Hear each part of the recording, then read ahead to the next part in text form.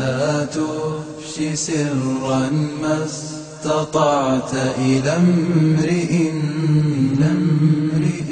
يفشي إليك سرائرا يستودع فكما تراه بسر غيرك صانعا. But when she did get married, she talked about it in the most glowing terms, the most beautiful of relationships. How lovely was this marriage between Aishi.flv and Prophet Muhammad ﷺ. She describes how much they loved each other. She describes how they were together, running, playing together, and when she talks about sex, she explains to us, she was our teacher. She's the mother of believers. And she was teaching the Muslims up until she was in her late 60s. When she passed away, radiallahu anha, teaching them what you don't do to women, what you should do to women, what they like, what they don't like, how to give them happiness with this most intimate act. She describes it in the best way, telling us details that we wouldn't know otherwise, especially about being clean, cleanliness, hygiene related to this subject. She's very clear about it. What we know today, we learned it from her. She was still young, not even 20 years old, when her husband died, which was Muhammad ﷺ. He loved her so much. This is a man of men, the leader of nations, big, like according to them, big warrior, But yet when he was dying, what did he say? He said, I want to be with her. And he put his head in her lap. And she was talking to him. And she would put a compress or cloth over his face, a wet rag, I guess, and cool him down because he was having fever. He'd been poisoned, actually, and he was suffering from this. And then she would take it off, and he would say some things and then put it back on. And she even took the toothstick and trimmed it with her own mouth and gave it to him so he could brush it. He loved to brush his teeth with a siwak stick. If you ever use one, you'll love it. It has good flavor in it. It's better than toothpaste.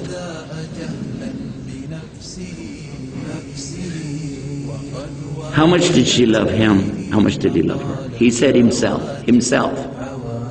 that he loved her more than anything. He loved her so much. Of all the things in the dunya, he just loved her so much. How much did she love him? After he passed away, she's still a young lady. Did she go out looking for another husband? No. She never even entertained any offer of marriage.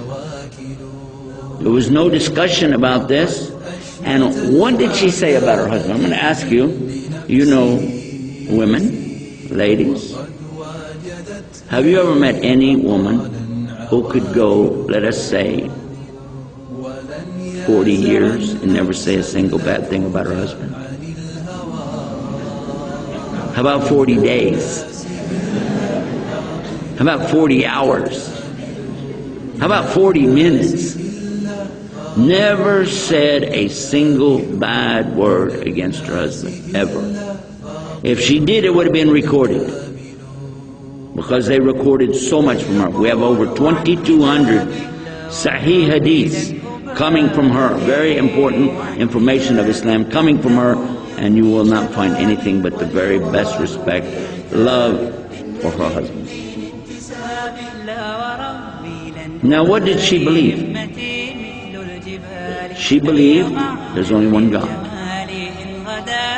And she believed you have to do what he wants you to do. And Muhammad is the messenger of God. The same that we believe.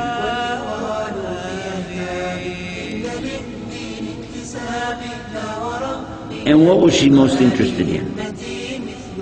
Most interested, like all of us, in being in Jannah. To be in Jannah with Allah.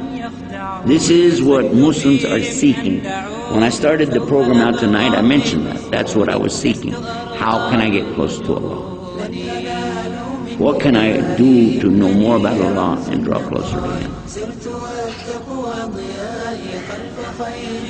And in her life, her whole life, she only had this one husband, which is Muhammad. And in all that time, until she died, her greatest hope was to be with him in paradise, where they would live happily ever after. I want you now to contrast this story that I just told you with the greatest of all love stories in English language from Shakespeare, Romeo and Juliet, the Montagues and the Capulets, the great feud between them and their two young children, just barely teenagers, sneaking around without marriage, you know what I'm saying, and one kills themselves, then the other one kills themselves. Double suicide, and you're saying it's a romance.